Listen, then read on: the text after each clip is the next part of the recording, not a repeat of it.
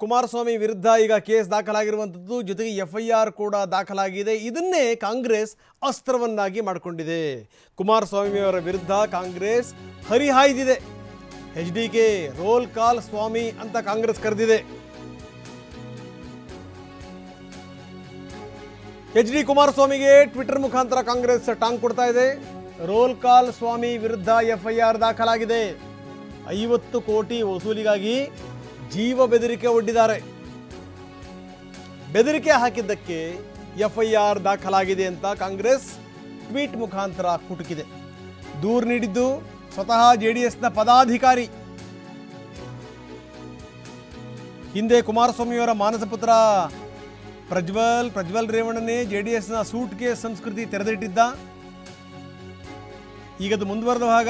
ಕುಮಾರಸ್ವಾಮಿಯವರೇ, ನಿಮ್ಮನ್ನ roll call ಸ್ವಾಮಿ ಅಂತ ಅನ್ನಬಹುದಾ, suit case ಸ್ವಾಮಿ ಅಂತ ಕರೀಬಹುದಾ? ಇದು ಕಾಂಗ್ರೆಸ್ನ ಪ್ರಶ್ನೆಗಳಿವು. ರೋಲ್ ಕಾಲ್ ಸ್ವಾಮಿ ಅಂತ ಕಾಂಗ್ರೆಸ್ ಟ್ವೀಟ್ ಮಾಡಿದೆ.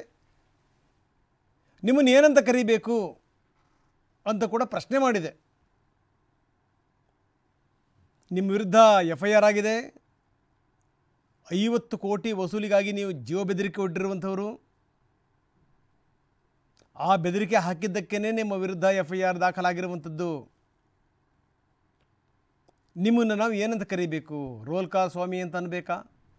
HDKಗೆ ರೋಲ್ ಕಾಲ್ ಸ್ವಾಮಿ ಅಂತ ಕಾಂಗ್ರೆಸ್ ಟೀಕೆ ಮಾಡಿರುವಂಥದ್ದು. ನಿಮ್ಮನ್ನು ರೋಲ್ ಕಾಲ್ ಸ್ವಾಮಿ ಅಂತ ಅನ್ನಬೇಕಾ, ಸೂಟ್ ಕೇಸ್ ಸ್ವಾಮಿ ಅಂತ ಅನ್ನಬೇಕಾ ಅಂತ ಕಾಂಗ್ರೆಸ್ ಟ್ವೀಟ್ ಮಾಡಿದೆ.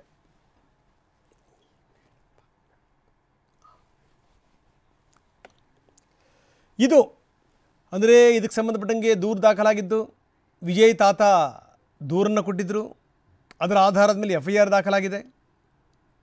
ಅದರಲ್ಲಿ A1 Ramesh Gowda, A2 HD Kumaraswamy.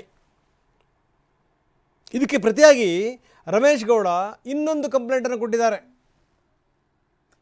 ಇದೇ ವಿಜಯ್ ತಾತ 100 ಕೋಟಿ ಕೇಳಿದರು. ನಮಗೆ ಕುಮಾರಸ್ವಾಮಿಯವರಿಗೆ 100 ಕೋಟಿ ಕೇಳಿದ್ರು, ನಾನು ನಷ್ಟದಲ್ಲಿದ್ದೀನಿ, 100 ಕೋಟಿ ಕೇಳಿದರು ಅಂತ ಹೇಳಿದ್ದಾರೆ.